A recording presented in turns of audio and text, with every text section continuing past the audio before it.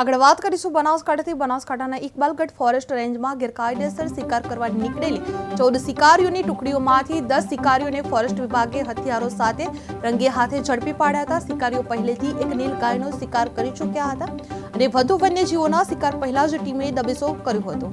ઝડપાયેલી 5 બંદૂકોમાંથી 4 બંદૂકો licence વિહોણી હોવાનું સામે આવ્યું હતું।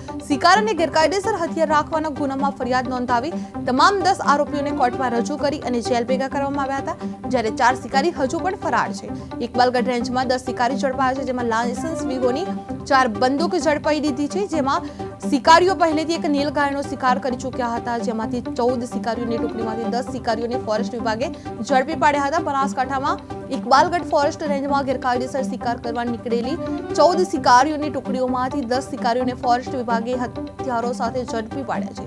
શિકારીઓ પહેલેથી એક નીલ ગાયનો શિકાર કરી ચૂક્યા હતા અને વધુ વન્યજીવોના શિકાર પહેલા જ ટીમે દબેસો કર્યો હતો, જેમાં ઝડપાયેલા 5 બંદૂકોમાંથી 4 બંદૂકો લાયસન્સ વિહોણા હોવાનું સામે આવ્યું છે। શિકાર અને ગેરકાયદેસર હથિયાર રાખવાના ગુનામાં ફરિયાદ નોંધાવી તમામ 10 આરોપીઓને કોર્ટમાં રજૂ કરી જેલ ભેગા કરવામાં આવ્યા હતા, જ્યારે 4 શિકારી હજુ ફરાર છે।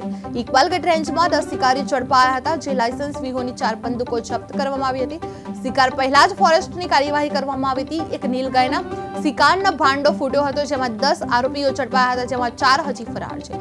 4 બંદૂકો સાથે જપ્ત કરવામાં આવ્યા હતા, જે ઇકબાલગઢ રેન્જમાં 10 શિકારી ઝડપાયા છે, જે લાયસન્સ વિહોણી 4 બંદૂકો જપ્ત કરવામાં આવી છે। શિકાર પહેલા જ ફોરેસ્ટની કાર્યવાહી કરવામાં આવી હતી। એક નીલ ગાયના શિકારનો ભાંડો ફૂટ્યો હતો।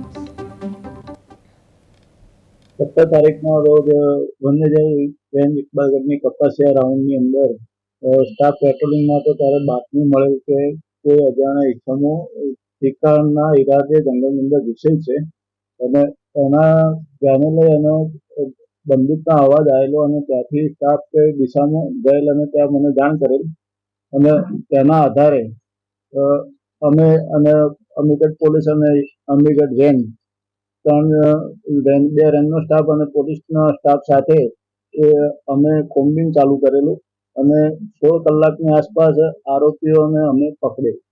17 તારીખના રોજ વન્યજીવ